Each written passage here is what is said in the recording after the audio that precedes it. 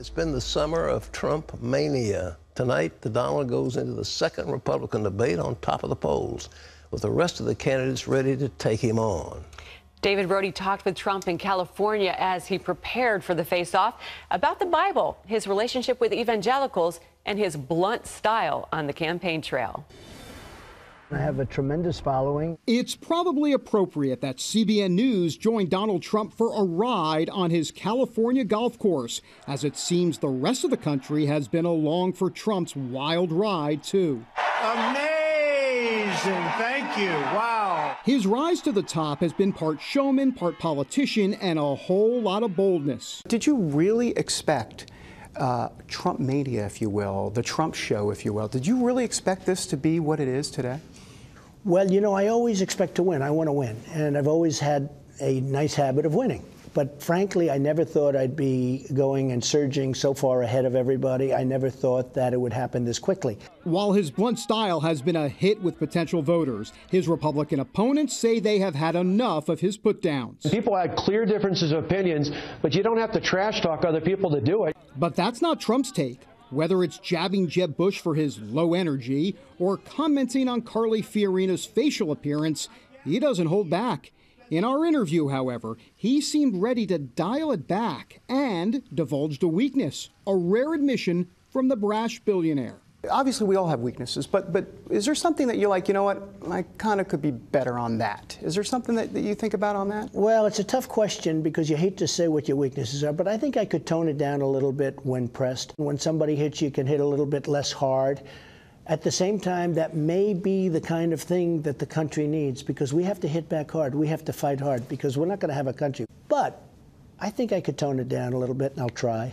One matchup to watch is how Trump handles Ben Carson. The doctor is running a close second and rivaling Trump's lead with a key demographic. I'm leading with the evangelicals, big league. Recently, both candidates have questioned the other's faith. It's uncertain if that will make an impact. But Carson is a known commodity in evangelical circles, while Trump is not. While calling the Bible his #1 book, Trump refused to reveal his favorite Bible verse a few weeks ago. He did, however, talk scripture with us. There's so many things that you can learn from it. Proverbs, the chapter, never bend to envy. I've had that thing all of my life where people are bending to envy. And they're just, it's an incredible book. So many things you can learn from the Bible. He may also have to navigate other tough questions from the faithful. The word on the evangelical street is there are evangelicals that really are interested in voting for you, but they want you to tone down the insults a little bit. They think that they can get there to vote for you if you could tone it down a little. Do you see that criticism at all? I do, and I can understand it 100%. But, you know, I am a certain type of person. I can understand the evangelicals to a certain extent saying, well, maybe he's not as nice as we want him to be, but they also want to see the country be great. There are some that I think will come over because I think they say, well, he may not be perfect, but he is one of us, and he's going to do a great job for the country. And ultimately, you do need that. As for the rest of the field, Carly Fiorina makes it to the main stage, hoping to build on momentum from the first debate.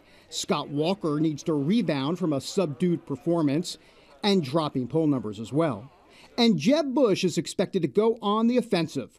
Whatever happens, we know this. Candidates want to stay afloat during this summer of Trump that's quickly changing seasons. David Brody, CBN News, in Simi Valley, California. Well, it's a long way before Election Day. A lot of things happen, folks. So, you know, they compare it to the last cycle around when Rudy Giuliani was leading. He, you know, went off to Florida and you never heard from him again kind of thing. It was, you never know. Well, in other news, the brutal terrorists from ISIS are promising to launch deadly new attacks right here in America. Ephraim Graham has that story from the CBN newsroom. Here's Ephraim. Pat, ISIS says it will repeat the deadly terrorist attacks of 9/11 in a new video called "We Are Back in America." The radical Muslims say they will use, quote, cars full of explosives and suicide bombers. The video also shows quotes from Osama bin Laden, the man behind the 9/11 attacks. Like every Muslim, from the moment they realize the distinction in their hearts, hates Americans, hates Jews, and hates Christians. It also quotes bin Laden talking about declaring jihad against the U.S. government because of what he called its criminal actions. The rise of ISIS, the nuclear deal with Iran, and Israel war with Hamas have all taken place since the first 4 blood moons appeared in April of last year. The final blood moon in this cycle will take place at the end of this month, and we'll have a special report from Eric Stakelbeck on what these blood moons could mean for Israel and the world here on tomorrow's 700 Club. Tens of thousands of refugees, migrants from the Middle East have flooded Europe, and now several countries are saying no more. For the first time in 20 years, from Hungary to Austria and Germany, the borders are closed. The Prime Minister of Hungary says he's acting to preserve Christian Europe, which he says has become threatened by large numbers of Muslims streaming into the continent. Gary Lane brings us the story from the border of Serbia and Hungary. The constant stream of refugees and other migrants from Turkey into Europe seems never ending. Now the word is out. At least here in this part of Eastern Europe, the border is closed. This is Hungary's border with Serbia. About 3,000 to 4,000 migrants are crossing this border every day, and that is overwhelming this tiny nation. Comparatively, that would be like 100,000 migrants crossing from Mexico into the United States each day. So what would you do? The Hungarian government erected a 100-mile fence and has now closed its border with Serbia. There's no longer free passage for refugees. Mohammed from Damascus was recently married. He and his wife, like many other refugees, found safety in Turkey. Now he wants a better life in Europe. He was among those turned away at the Hungarian border. Can you let me cross? No, not be able to cross here. Okay, but all these people cross long road. But many countries to cross in peace. Okay, Police sent them through a field to another crossing, but now anyone who crosses without prior approval will be arrested. The Hungarians have received plenty of criticism for not being more hospitable. The Austrian chancellor likened Hungary's treatment of the refugees to the Nazi deportation of Jews during the Holocaust. At the border, the United Nations regional representative told CBN News, while she believes Hungary can do more to help the newcomers, she understands the small country's limitations. I think that they are making a lot of efforts. I think that there is certainly room for improvement. But Hungary is a country that has some resources, they have certain capacities, and the numbers that are now entering are so big that they exceed the capacities of Hungary. Just before the border closed, we found most of the migrants in good spirits. Some were thirsty from making their journey in the hot sun. Volunteers provided them with drinking water and food to eat. They stood in long lines for hours. Border guards compassionately assisted them as they boarded buses provided by the Hungarian government. They were taken to processing centers before they were allowed to leave Hungary. The majority of these migrants are young men who may now find the pathway to Western Europe more difficult. Germany and Austria are also overwhelmed. They have tightened their own borders. So why now? Why are the refugees leaving camps in Turkey, Lebanon, and Jordan?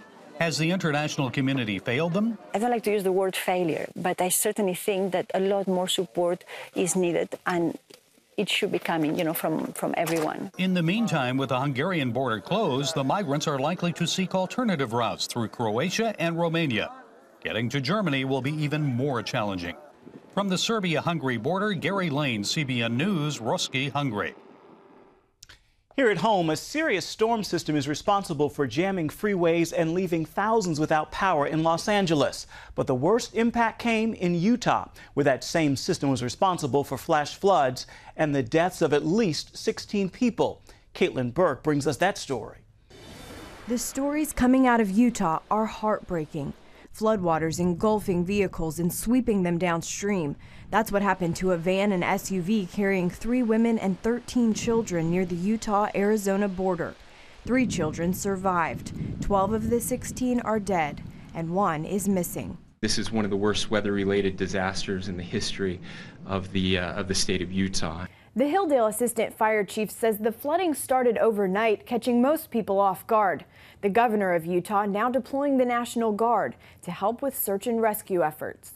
We're just greatly humbled by this, but we realize that this is an act of God, and this is something that we can't control. We have to take what we receive and do the best we can. According to the National Weather Service in Salt Lake City, the deadliest single flash flood on record in Utah prior to Monday was back in 1923. Caitlin Burke, CBN News. Turning now to health news, children are getting 12% of their calories from fast food restaurants, according to a new report from the Centers for Disease Control. The president of the American Academy of Pediatrics tells USA Today smart marketing is helping to sell fast food to kids. But she also points out a growing number of children are now developing diseases that used to only be seen in middle-aged people, like high blood pressure and type 2 diabetes. And she adds, parents should remember what people eat every day can contribute to longer-term chronic diseases as well. Pat? You know, I just want to say to parents, you got a little kid can't eat what you don't give him. If you don't give him food, he can't eat it. He hasn't got any money. And the fact that he's got fast food and he's eating this junk food is because you are providing it for him. And therefore, you're not doing him any favor. You are setting him up to get a deadly disease when he's in his 20s and 30s. And he will die young. Now, if you want that for your children, by all means. But that's what Happy Meals bring about. That's what all this stuff that you see in fast food restaurants. And you're not doing the children any favors. I don't care if they cry and scream and they kick the back seat of your car. You've got to say no. Here are your carrots and celery and all that other good stuff. And hopefully they'll love you for it. Wendy? The kids, they love the chicken nuggets. That's what they want. They want the nuggets. A friend of mine started that Happy Meal thing, and the Happy Meal is just, it's caught on like crazy, but it's again, junk food out of McDonald's. It's bad. It's not good for them.